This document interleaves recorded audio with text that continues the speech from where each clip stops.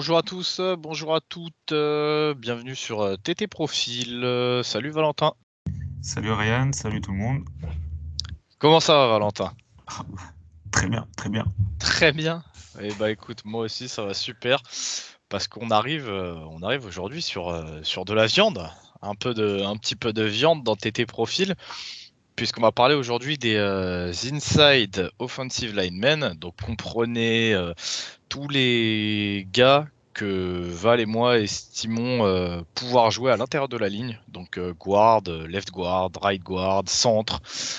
On va parler aujourd'hui des top prospects, entre guillemets, sur cette position hyper importante, Val, parce qu'on sait Ouais. que les O-line, ça a beau être pas très reluisant et c'est pas les noms qui font le plus bander au moment de la draft, mais pourtant, sans O-line, tu peux avoir la plus belle star que tu veux, elle va se faire découper en 7 CF Joe Burrow, les Bengals draftés des O-line. Ceci étant dit, on va commencer direct. On va commencer direct avec le tier 1 et celui qui est attendu pour être peut-être un prospect générationnel, comme on les appelle. On va ouvrir l'épisode Val avec Tyler Linderbaum, le centre d'Iowa, 21 ans. 6'3", 290 livres, peut-être un des prospects les plus près sur la O-line, tout poste confondu. Qu'est-ce que tu as vu chez Tyler Linderbaum qui pourrait confirmer vraiment ça, Val? Alors, déjà, quand tu regardes juste ses mensurations, il y a quelque chose qui te saute aux yeux, c'est qu'il n'a pas les mensurations idéales pour un centre. Il est un peu petit et un peu léger, si on peut dire ça, à 290 livres. Euh, Malgré ça, c'est quelqu'un qui est ultra compétitif. Euh, Sa compétitivité, elle est associée à un bon athlétisme avec un footwork ultra qualitatif. Il est très fort, très puissant sur le haut et le bas du corps, malgré son gabarit léger pour sa position.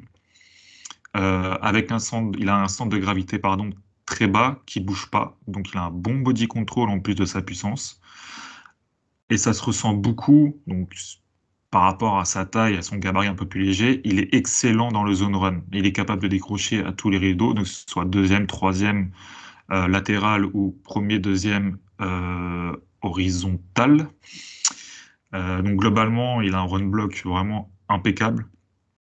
On l'a bien vu, hein, de toute façon, avec Iowa. Iowa a fait une bonne saison, enfin du moins une saison correcte, en grande partie grâce à sa O-line et à son jeu au sol. Donc Tyler Linderbaum était la pièce maîtresse de tout ça.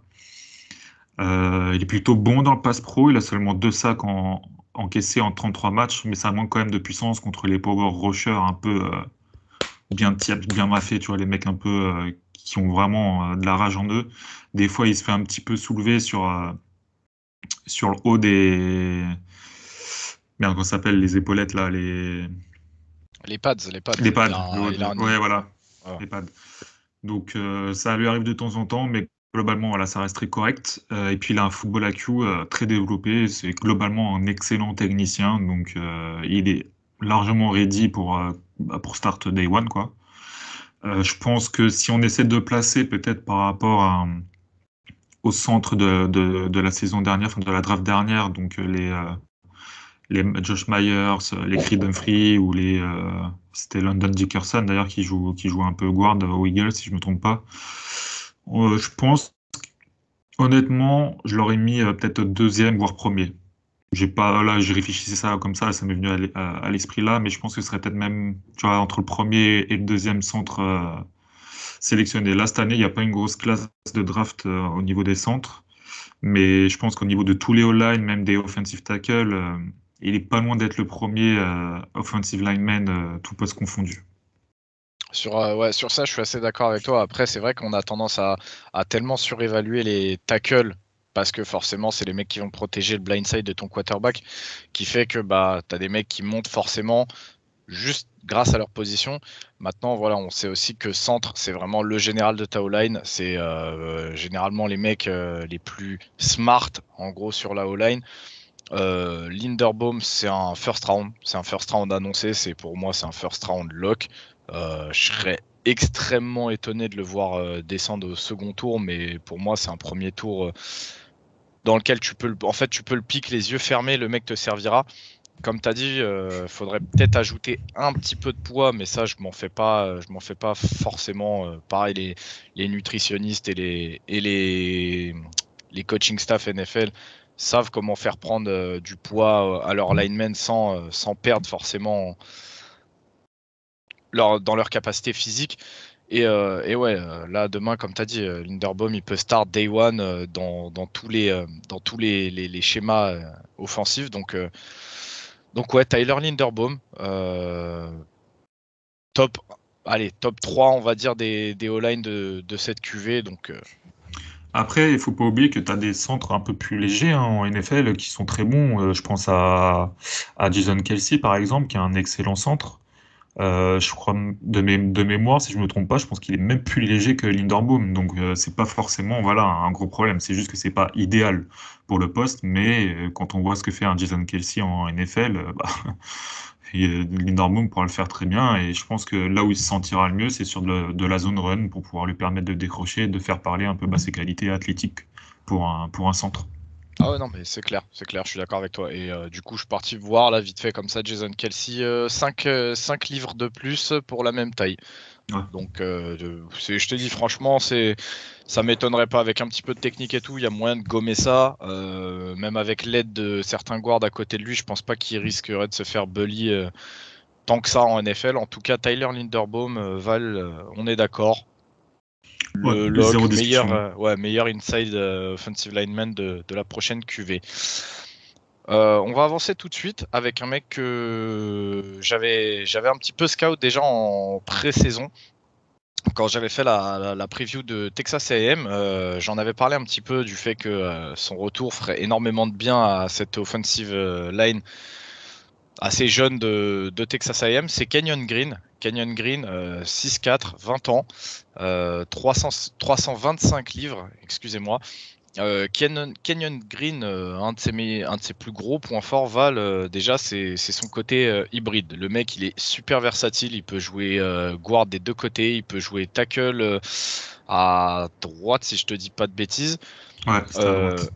et il me semble que, je crois, c'est lors du Senior Bowl, on l'a fait passer un petit peu centre. Les scouts NFL voulaient le voir un petit peu snapper, voir comment il était capable de gérer la pression après snap. Donc Kenyon Green, très très bon lineman. C'est un bon athlète. Son côté versatile risque d'intéresser beaucoup de monde. Qu'est-ce que tu peux nous en dire Est-ce que tu peux rentrer un petit peu plus dans les détails pour les gens qui ne le connaîtraient pas forcément Bah, déjà, c'est que c'est un excellent athlète. C'est peut-être un des meilleurs athlètes avec Linderbaum sur la O-line. Il a un footwork impeccable, très quick. Il a un gros premier pas associé à beaucoup de force dans le bas du corps, ce qui lui a permis bah, du coup d'être, comme tu as dit, versatile, de pouvoir jouer les deux postes de guard et tackle droit. Il est très agile. Il est capable de décrocher lui aussi très facilement. Et après, il y a un petit point noir sur son footwork qui est quand même assez qualitatif, c'est qu'il a quand même tendance à arrêter ses pieds après le premier contact. C'est pas tout le temps. Ça, c'est un problème qu'on va avoir souvent sur sur les O-line, c'est le fait qu'ils arrêtent leurs pieds au premier contact, au premier punch. Lui, c'est de temps en temps. Voilà, faut raquer le travail, ça, quand même, parce qu'avec son gabarit et son footwork, je pense que ça peut vraiment l'aider à être encore plus dévastateur, surtout dans le running game. D'ailleurs, bah, par rapport au running game, bah, il est très bon dans le run block, voire quasiment excellent. Il n'y a rien à redire. C'est un gros compétiteur très agressif. Il a une bonne technique de main en général, même s'il a tendance à un petit peu aller faire glisser sur l'extérieur. Mais encore une fois, c'est une tendance, c'est pas tout le temps, ça lui arrive. Il n'y a rien de dramatique. Par contre, sa technique dans le pass pro, elle, est très raw. Là, on voit beaucoup plus souvent sur les mains sur l'extérieur que sur l'intérieur, et surtout quand il a été tackle droit. Et il a un body control assez moyen, assorti d'une longueur de bras pas idéale pour le poste de tackle. Donc c'est pour ça que moi je le vois plus, je pense que c'est quasiment lock qu'il soit guard en NFL. Et son football IQ n'est pas non plus monstrueux. On l'a vu des fois un peu réfléchir à ce qu'il devait faire ou pas trop comprendre les assignations qui lui étaient demandées. Après, ça reste un prospect qui est jeune, qui est très athlétique, qui a énormément de qualités brutes et naturelles pour être un excellent guard en NFL. Maintenant, j'espère qu'il va pas trop te balancer à droite à gauche. Faudra lui donner un peu de stabilité et puis s'il tombe dans une équipe qui prône un peu plus le jeu à la course que à la passe, dans un premier temps, ça pourra l'aider à travailler techniquement sur sa technique de passe et voilà. Je pense qu'on a très peu de chances de voir un bust avec Kenyon Green. Ouais, je suis pareil. Encore une fois, je suis assez d'accord. Je pense pas voir de bust. En fait, le plafond le plus bas pour Kenyon Green, c'est-à-dire que vraiment, s'il arrive à confirmer aucune des promesses qu'il a montrées, ça restera dans tous les cas un solide joueur de rotation, je pense, en NFL, justement grâce à sa versatilité. C'est le mec que tu vas prendre et en fait, ça sera ton deuxième all-line un peu partout sur ta ligne. Donc ça, c'est vraiment le plafond le plus bas que je lui vois. Après, comme tu as dit, il est jeune, il est très jeune, il a 20 ans. Donc tu as encore le temps en fait de le faire progresser. Il va encore se développer physiquement, mentalement. À terme, on peut en voir un vrai solide starter en NFL, je pense. C'est pour ça que d'ailleurs, il est classé dans les tiers 1. Sur ça, on est complètement d'accord. Donc, Et je sais pas, toi, j'ai pas envie de faire un petit spoil, mais parce qu'en fait, on vous a pas trop expliqué, mais il y a des offensive tackles. De toute façon, on dira qu'on a passé en tant que guard, parce que pour moi, pour nous, avec Ryan, il n'y a aucune chance qu'il soit tackle en NFL. Il y en a un qu'on n'a pas déclassé, qu'on n'a pas passé en guard, et si vous pouvez imaginer qui c'est, je suis même pas sûr que lui soit meilleur que Kenyon Green. Donc pour moi, Kenyon Green, c'est très très haut, c'est guard numéro un assuré. ouais, je Enfin, pense en tout aussi. cas, moi, je le prendrais guard numéro un, en tout cas, par rapport à un autre qui est aligné comme tackle, mais qui devrait Je, sûrement passer guard.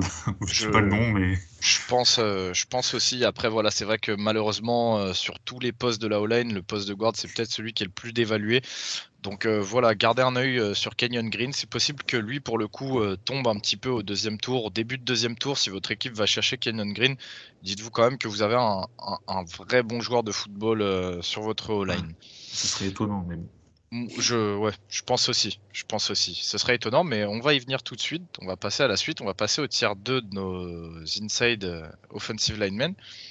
Et on va parler d'un nom qui fait parler de lui depuis le Senior Bowl, qui voit sa cote en train de monter de manière assez folle. Et a raison, Val. Je te laisse le présenter. Ouais, c'est Zion Johnson de Boston College. Il a 22 ans et demi, donc il va arriver sur sa 23e année là. Et c'est un 6'3", 316 livres. Alors moi, j'ai adoré son association avec Alec Lindstrom, le centre, qu'on verra sur le deuxième épisode. Ses points forts à Zion, c'est que c'est un excellent athlète avec un très gros footwork. Il a une très grosse mobilité assortie d'un très gros body control. Il a un peu de mal par contre au démarrage sur le premier pas. Il est un petit peu, il met un petit peu de temps quand le ballon est snappé. Il met toujours un petit peu de temps à effectuer son premier pas. Il a un bas du corps élite. Il est ultra puissant. Son ancrage est excellent au sol. Il n'y a rien à redire. Euh, il est très agressif. Il attaque très bien. Il a des punchs très violents, de très bons punchs très violents. Des mains qui sont souvent bien placées, qui sont très rapides. C'est un très bon run blocker. Il est capable de décrocher deuxième, troisième rideau vertical, horizontal. Dans la zone run, il est aussi excellent. Il est correct par contre en power run. C'est pas là où il va exceller le mieux, mais ça reste un guard correct dedans. Il est bon. Il a eu un QI qui a été quand même en progression assez constante entre 2020 et 2021, parce que quand il a commencé sa saison en 2021, il avait quand même des grosses lacunes de compréhension par rapport aux défenses qui étaient alignées devant lui. Là, il a beaucoup progressé. J'ai pas vu en tout cas sur les tapes que j'ai vus, j'ai pas remarqué de problème comme il pouvait avoir en 2020. Par contre, lui aussi, en point faible, on peut noter que sa technique en passe pro, elle est très moyenne. Et il a tendance à se faire soulever sur les duels, sûrement dû au fait qu'il joue très haut sur ses appuis. Alors c'est un peu embêtant quand tu as un bas du corps qui est ultra solide, il a des cuisses vraiment bien solides, le mec. C'est un peu embêtant. À voir s'il va pouvoir corriger ça pour la NFL pour être au moins sûr d'être ultra compétitif d'entrée sur le running game parce qu'il va se faire pas mal soulever contre des bons power rushers en NFL. Faut voir, mais pour moi, il y a quand même beaucoup de talent et beaucoup de progression dernièrement sur Zion Johnson. Et je pense que même que son plafond est loin d'être atteint et je serais pas vraiment surpris que ce mec-là il devienne un top guard en NFL. Tu vois, un bon top 10. Ouais, ça m'étonnerait pas non plus. Après, justement, tu vois, on parlait dans ses points faibles, qui perdait souvent les duels où il perd le leverage, tu sais, où il est un peu trop haut. C'est un des trucs qu'on a vu déjà un petit peu réglé justement au Senior Bowl où il a quand même affronté ce qui se fait de mieux en termes de seniors dans le pays, où il a remporté beaucoup de 1 contre 1. Il semblait déjà vachement moins haut que sur ses tapes. Et je vous dis, en fait, il a vraiment impressionné par sa puissance au Senior Bowl, ce qui fait il est monté très très fort. À voir le combine, parce que ça m'étonnerait pas qu'il continue de gagner des places en fait. Comme vous disiez, Mm. Kenyon Green, c'est la constance. Le mec a toujours été bon. Zion Johnson, c'est un petit peu tu vois, L'étoile montante, ouais, quoi. l'étoile montante qui est en train d'exploser. Et c'est franchement, moi, ça m'étonnerait pas si tu vois Johnson peut être au final pick devant Green grâce à un combine de fou et de son Senior Bowl vraiment de très bonne facture. Donc gardez en tête Zion Johnson, Boston College. On est aussi sur un guard qui pourra faire des misères en NFL, je pense. Et voilà. Et voilà. Ouais, bah du coup, on va passer au prochain, Jamari Salyer. Alors ça, je vais te le laisser, je vais te laisser le présenter. Parce que c'est toi Ouais, qui as fait principalement le scouting sur lui. Donc ouais, c'est ton moment, Jamaris. le premier moment de Ryan. Donc Jamari Salyer de Georgia, il a joué toute la saison en tackle gauche quasiment. Il a 22 ans, 6'3, 325 livres. On est sur un gros bébé. Comme je vous dis, il a joué la majeure partie de la saison. Il l'a joué en tant que left tackle du côté de Georgia.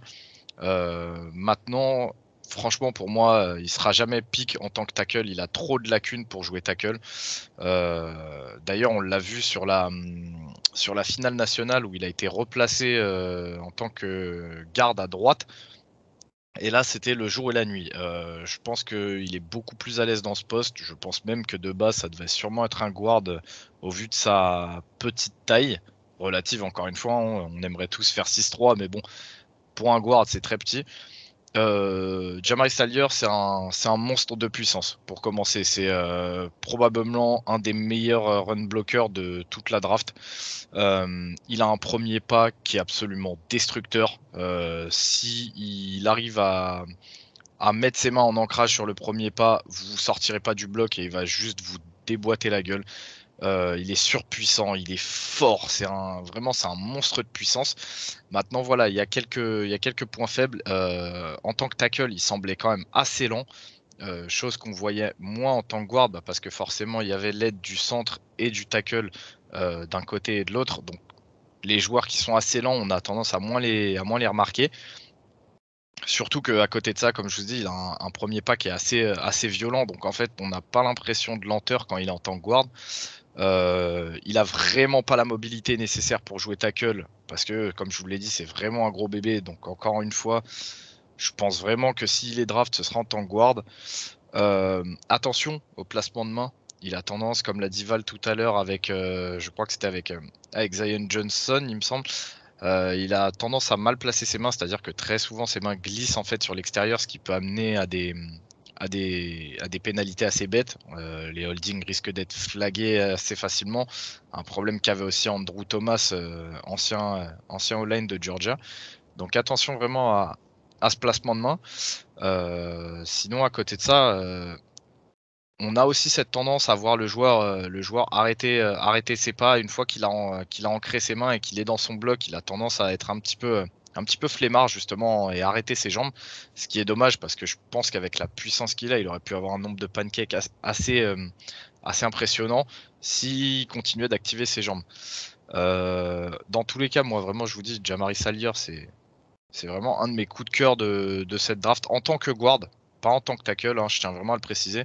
Maintenant, voilà, le problème que j'ai, c'est qu'on n'a pas assez de tape en tant que guard Il y a des tapes, mais c'est seulement la finale nationale. Alors vous me direz, c'est peut-être le match le plus important, mais voilà, quand on a 10 matchs à scout en tant que tackle et un ou deux en tant que guard, c'est un peu compliqué de se faire un réel avis, mais pour moi, c'est peut-être un des diamants bruts de cette draft si vous le faites jouer guard.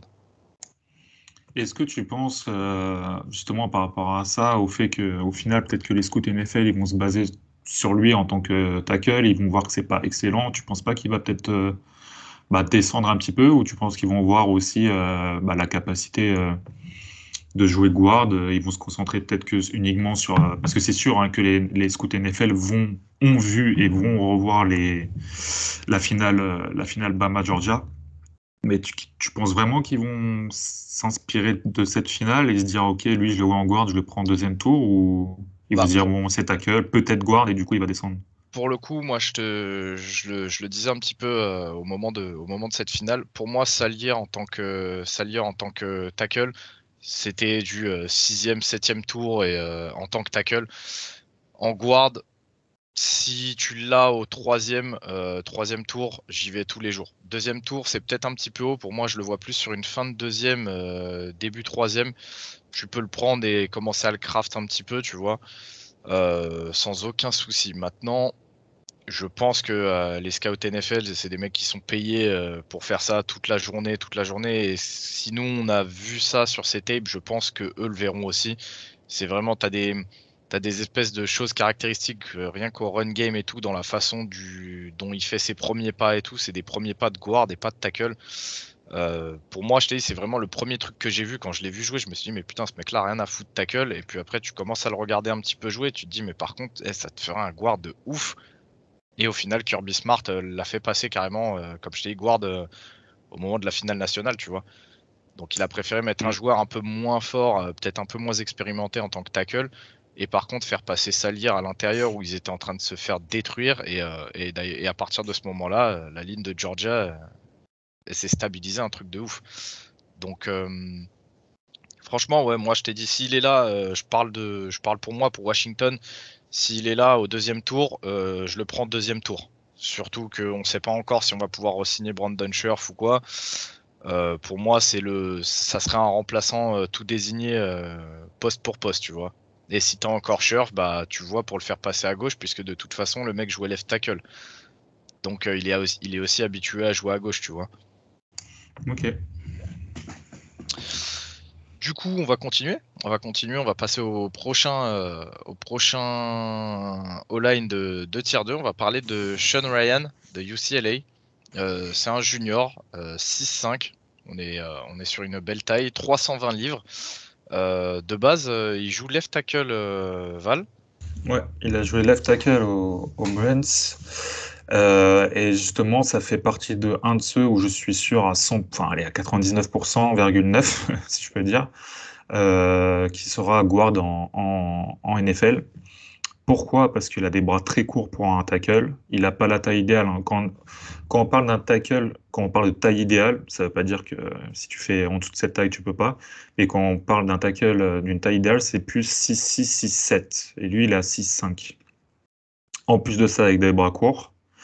Et il nous a montré pendant ses saisons à UCLA qu'en technique de passe pro, il était vraiment pas terrible.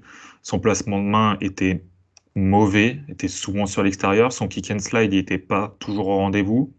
Et même des fois, il se retrouvait trop agressif en passe pro et il se faisait passer, du coup, techniquement et en vitesse par les edge rushers. Donc c'est pour ça que j'aimerais bien plutôt le voir en guard.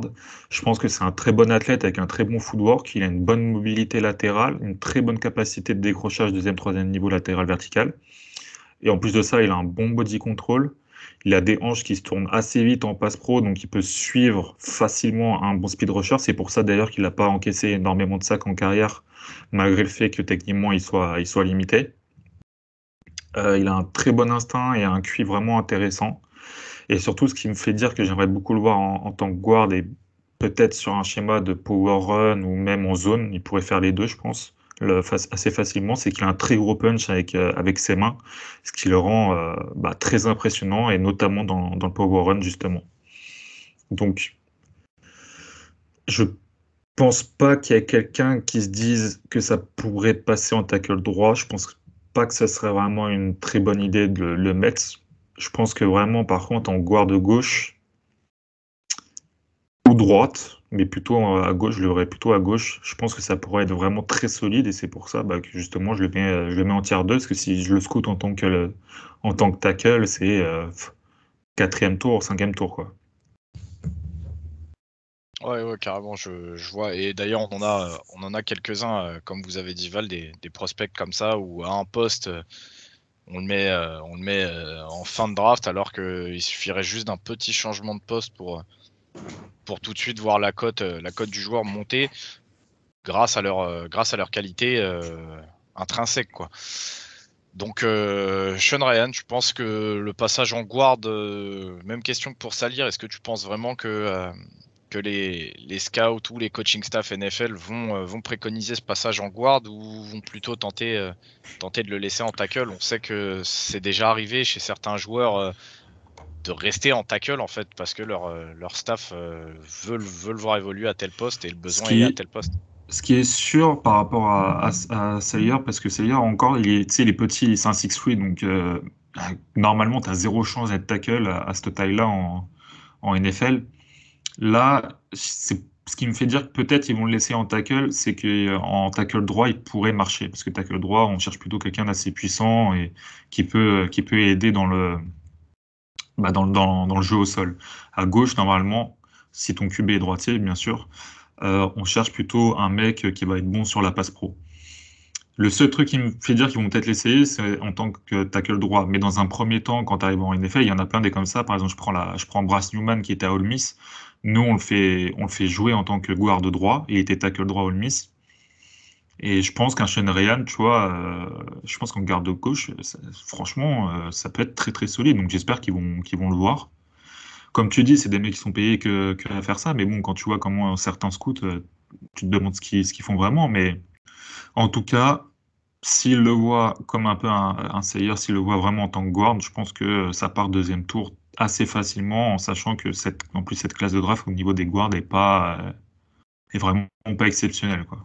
Ouais, ouais, si tu la prends vraiment en tant que telle, la QV est pas exceptionnelle, mais justement avec toutes les additions de mecs qui sont censés jouer tackle, C'est ça. que tu peux glisser guard, en fait la QV peut devenir vraiment très bonne en fait. Et Et moi, rééquilibrer le tout, quoi.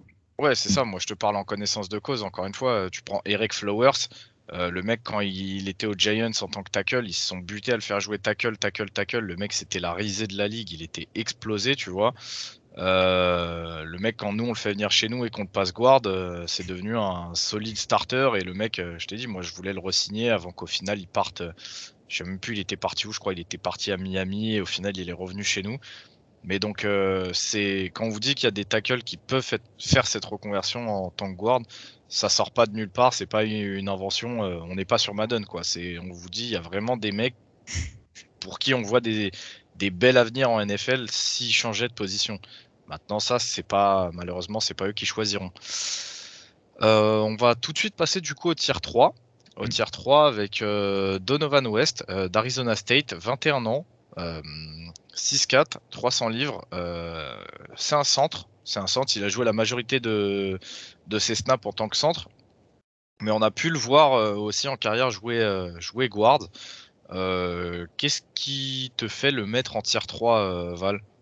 En fait, c'est pas très compliqué avec Donovan West. C'est même très simple, c'est que c'est un très bon athlète avec un package complet de puissance, de body control, d'ancrage, de mobilité latérale horizontale, de footwork, même en pré-contact. Sa versatilité aussi. Il est capable de jouer les trois positions sur la O-line, donc guard gauche, guard droit et centre. Il a un excellent AQ, il a des mains puissantes, mais il arrête ses pieds systématiquement après le premier contact et techniquement c'est ultra roux. Il place quasiment à 80% ses mains sur l'extérieur. Euh, c'est c'est aussi simple que ça. C'est un mec, c'est un centre. En fait, c'est un peu un Elton Jenkins, mais en beaucoup moins technique. Donc je pense que c'est peut-être possible qu'on le voit fin de tier 2, fin tour 2 à la draft, pardon. Mais je pense que si tu vas chercher ce mec-là en début, milieu de troisième tour, je pense que si tu l'inclus dans un premier temps en étant guard, que tu le laisses un peu se développer techniquement, etc., je pense qu'il pourrait avoir un très bel avenir, soit en guard, voire pour moi sur sa position naturelle, là où il se sent le mieux, donc en centre. Après, le truc, c'est quoi? C'est que moi, par contre, je suis pas très très fan. Si vraiment tu vois à l'avenir le mec se développer en tant que centre, pour moi, faut le laisser centre parce que tu perds très vite. Tu sais, l'habilité à pouvoir snapper et bloquer ensuite. Donc vraiment, si tu as envie de l'installer plus tard en tant que centre, faut vraiment le laisser centre. Malheureusement, après, tu peux lui donner quelques snaps en tant que guard, mais il faut Je qu'aux suis entraînements, il s'entraîne centre, tu vois. Je suis pas forcément trop d'accord avec ça, parce que tu vois, un London Dickerson, moi je l'ai vu plein de fois, et enfin, après je parle sous couvert, mais en tout cas, à chaque fois que je l'ai vu jouer, il était très souvent aligné en tant que guard aux Eagles. Je me dis pas que dans 2 ans, à la fin de carrière du centre titulaire, donc Kelsey, je me dis pas, ouais, le mec il saura plus snapper, tu vois. Non, pour moi, je t'ai dit, C'est. il saura toujours snapper parce qu'il l'a fait pendant des années. Mais le problème, c'est que c'est quelque chose que tu perds très très vite dans ta vélocité sur tes snaps, par exemple en shotgun, sur la vitesse à laquelle tu peux snapper et en même temps faire ton premier pas sur les snaps au cul. En fait, c'est des trucs cons, hein, mais tu Après, vas peut-être peut-être. qu'il va travailler les deux, tu vois, il va peut-être travailler Ouais, ouais, centre ouais. et guard, hein. Mais ce Je que je sais veux pas où dire, ça se c'est trouve, il sera que. que centre, mais je comprends ton raisonnement, ouais. Ouais, c'est ça, c'est qu'en fait, ne pas perdre, par exemple, un an à retrouver tes réflexes que tu avais déjà avant de base, tu vois, parce que tu t'es arrêté de le faire snapper pendant 2 ans. Ça se trouve, ton coach va changer, il va décider de le refaire passer sans. Tu sais, après, on sait pas ce qui peut se passer en NFL. Oui, après, ça reste des humains aussi, hein. Même eux, C'est on ça, sait pas. c'est ça. Donc, Donovan West, donc on est sur un prospect très sympa athlétiquement. Il a Hmm. tout ce qu'il faut pour jouer inside O-line. Juste un gros travail technique à faire parce que il a les capacités, mais il faut le polir encore un petit peu. Dans tous les cas, on se dirige, je pense, dans un solide joueur de rotation dans tous les cas. Une pièce qui vaut le coup d'un troisième tour. Donc le Donovan West, Arizona State, 21 ans, belle versatilité. Voilà ce qu'on peut en dire. On avance, on va passer à la suite directement, Val, avec Dylan Parham de Memphis, 23 ans, 6'2", 313 livres. On est sur peut-être le plus petit, je crois, Hmm. inside lineman dont on a parlé jusqu'à présent. Et lui, il va falloir que tu lui développes un petit peu parce que je pense pas qu'il y ait beaucoup de nos auditeurs qui regardent les matchs de Memphis. Non. Bah, en fait, déjà, pour la petite histoire, Dylan Parham, c'est un mec qui a été recruté en tant que tight end. Mais il a joué 2 saisons en garde gauche, une en tackle droit, une en garde droit. Donc deux en garde gauche, une en tackle droit et une en garde droit. Euh, alors, c'est un cas un peu compliqué parce que c'est un très bon athlète qui a un excellent body control et des déplacements latéraux excellents. Donc sûrement, voilà, grâce à sa taille aussi, ce qui lui permet de bien se déplacer. Malgré un manque de puissance certain, il utilise au mieux ses jambes pour avoir un ancrage assez solide. Malgré aussi un manque de puissance dans ses mains et ses bras, sa technique de main en passe pro ou au jeu au sol est, elle, propre. Il utilise très bien ses mains avec beaucoup de vitesse pour pallier un peu ce manque de puissance naturelle qu'il n'a pas. Il a un très bon IQ dû au fait sûrement de ses changements de position. En tout cas, il a très vite appris, il a toujours très bien compris son rôle et il analyse très bien ce qui se passe devant lui et les ajustements qui sont faits par la défense. Maintenant, son gros point faible, c'est son gabarit, hein, ça manque de puissance. Il est très en galère contre les power rushers. Ça parle beaucoup, et moi je pense pareil que il sera sûrement drafté pour jouer centre en vue de son gabarit, parce qu'un 6'2 en guard, c'est quand même assez light, alors que c'est peut-être possible, c'est plus possible en centre. Pourquoi pas dans un système prenant le zone run pour utiliser ses capacités athlétiques au mieux. C'est un petit pari de le mettre, tu vois, un tier 3. Je pense pas qu'il faut se jeter dessus, par contre, dans tous les cas. Je pense que ce serait plus un fin de tier 3, fin de tour 3 du coup. Mais il a montré une telle adaptation très rapide à un tel QI footballistique et un travail et sûrement une éthique de travail très solide, puisque quand même, techniquement, tu es très bon, que, que tu as été recruté en tant que tight end et que tu as été un peu balancé à gauche, à droite sur la O-line, je pense que ton équipe de travail est quand même assez solide. Donc voilà pourquoi j'ai Dylan Parham en tier 3. Maintenant, on est potentiellement sur un gars à qui il va falloir un peu de temps pour jouer, être NFL ready. Et on est potentiellement sur un mec qu'on ne verra jamais sur un terrain aussi, peut-être en NFL. Enfin, on le verra, mais vous avez compris, quoi. Dans 2 ans, ça se trouve, le mec il est trop en galère et au final, il peut pas jouer sur la O-line. Maintenant, j'ai quand même vu sur ces tapes des choses très intéressantes contre des D-line assez solides. Donc, c'est pour ça que je tenterai quand même le pari en me disant, j'ai possiblement un bon potentiel centre si je joue en zone run, parce que pour moi, en power run, c'est mort. Et en pass pro, ce sera limite. Donc voilà pourquoi je le mets à cet endroit-là. Ok, ça se comprend un petit peu. Dans tous les cas, là, on a un espèce d'ovni avec Dylan Parham. Faut bien vous rendre compte quand même Ouais, du délire, hein. Le mec recruté Tyden, il a joué à quasiment tous les postes sur la O-line, sauf celui auquel on le préconise pour jouer en pro contre des joueurs expérimentés et tout. Là, on est vraiment sur un espèce de d'ovni. Après, attention, les belles histoires, on sait que ça existe. Pour moi, l'IQ et la coachabilité, comme on dit, c'est peut-être ce qu'il y a de plus important pour réussir en NFL.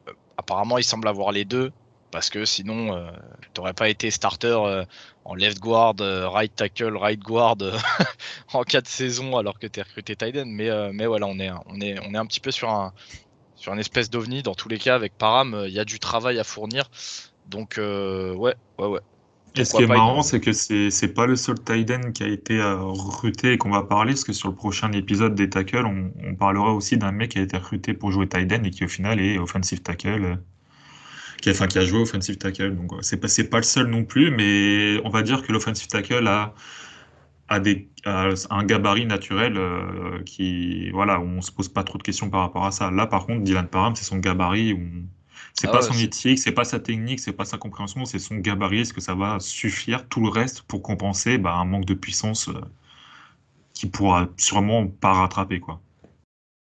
c'est ça. Là, seul l'avenir nous le dira. En tout cas, ouais, comme je disais, il y a du travail à fournir sur ce joueur. Donc, ouais, pourquoi pas une fin de troisième tour, voire peut-être même beaucoup plus bas, hein. C'est possible que selon le Peut-être. combine, il chute bien plus aussi. On va passer à la suite. On va passer à la suite pour parler d'un de mes joueurs. Un de mes joueurs que j'apprécie énormément, même s'il a quelques limitations. On va parler de Edward Ingram, Ed Ingram pour les intimes, guard à LSU, 23 ans. Il est assez vieux, entre guillemets, dans cette QV. 6'4", 320 livres. On est déjà sur un gabarit un petit peu plus NFL ready, comme on dit. Il est dans les standards NFL sur la position. Est-ce que tu veux en parler, Val? Est-ce que je le fais? Bah vas-y, c'est ton poulain. Ok. Bah déjà du coup Edouard Ingram, on est sur un bel athlète. C'est ce qu'on fait souvent à LSU. On fait sortir des bons athlètes qui techniquement demandent un petit peu de travail. C'est le cas aussi avec Ingram. Chose intéressante, il peut jouer à droite comme à gauche. J'ai pas vu son niveau changer tant que ça entre l'une position ou l'autre. Euh, et c'est peut-être un des guards les plus comment dire, les plus complets, je dirais, de la QV, dans le sens où son niveau de jeu est assez sensiblement le même entre le run game et le passing game. Peut-être un peu plus faible en passing game. J'ai quelques soucis avec lui là-dessus, parce qu'il a tendance en fait à pas être assez mobile sur le passing game. C'est-à-dire que quand il a locké son mec, qu'il l'a chopé dans le bloc, il a tendance à arrêter ses jambes. En fait, il arrête complètement ses jambes, et donc si en face de lui le pass rusher est assez actif, c'est-à-dire que si en face le mec ne s'arrête pas de jouer, lui sort un counter move et continue de bouger ses jambes, bah souvent il a tendance à s'échapper du bloc. Ça s'est moins vu en fin de saison. En fin de saison, on a vu Ingram qui a commencé à se remettre au niveau. Et il a fini fort la saison. D'ailleurs, je crois qu'il fait un senior ball très, très, très, très correct, si je dis pas de bêtises. Mais ouais, en tout cas, c'est vraiment un prospect que moi j'aime bien, que j'aime beaucoup. Et tier 3, je pense qu'on est vraiment dans le range. Un Ed Ingram, s'il est là au 3e, 4e tour, je pense que tu peux le prendre en fermant les yeux. C'est un mec, il aura pas de problème hors terrain, contrairement à ce qu'on a pu sortir comme lineman ces dernières années. Donc, ouais, voilà. Très bien. Moi, je suis assez d'accord avec toi, hein. Je pense que, moi, enfin, en tout cas, j'ai beaucoup aimé ce que j'ai vu au Senior Bowl par rapport à lui. Je l'avais un petit peu plus bas, mais je crois que je l'avais quand même 4e tour, tu vois, donc c'était pas trop mal. Mais ce qu'il a montré quand même au Senior Bowl, j'ai trouvé ça assez correct. Et je pense que franchement, au pire, avec Ingram, t'as un mec qui qui sera dans ta rotation ou un peu plus, tu vois. Je pense pas qu'on tu tiens une star, mais je Non, pense que non, tu non. tiens quelqu'un de solide ou au pire de rotation. Ouais, exactement. Je pense que c'est vraiment ça. Je le vois pas exploser dans les années à venir.